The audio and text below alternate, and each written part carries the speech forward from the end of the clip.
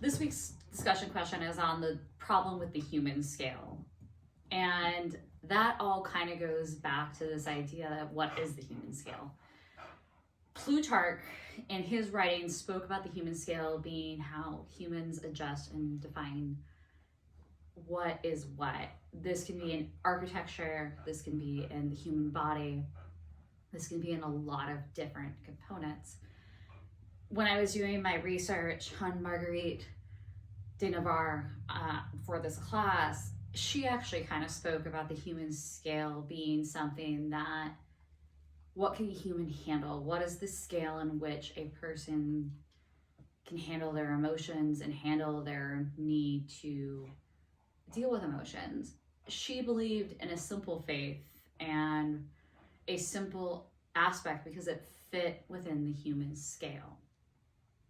Human scale can also be applied to architecture and city planning. When cities become too large, they're no longer on the human scale. They've become too far, too distant, too crowded, and it no longer meets the human needs. In the case of cities that become too small, like my hometown, where the city has grown, but the scale is not matching, the needs are no longer being met for the city themselves. So it's a double-edged sword. It's two cases where both can be a problematic issue.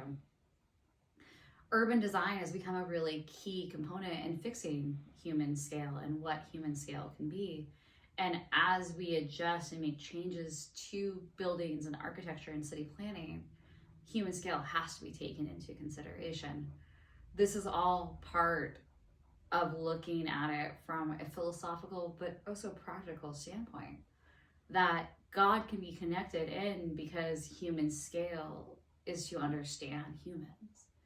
And God created humans, so the scale comes into part of it. And that's something I felt that Marguerite Navarre tapped into with her own work. But then as we look in the modern day, we're seeing it in the urban planning and the adjustment to human beings.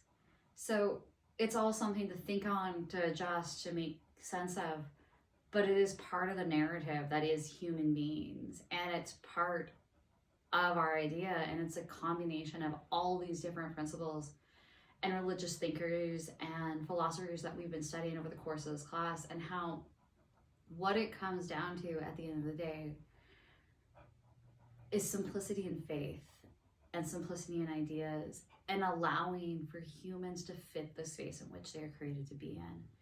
And if we cannot make adjustments as a society and a world, then we are failing to adjust to the human scale. That is a major issue within our society at times. And a lot of these philosophers were trying to address this. And many of these religious leaders were too as well. And that's something we all must think about going forward as our world continues to evolve and change, is how do we adjust for the humans? How do we make these changes that works for the betterment of all, not just the betterment of few? So that is my take on human scale. I hope I'm correct on this, but that was my impression. Have a great night.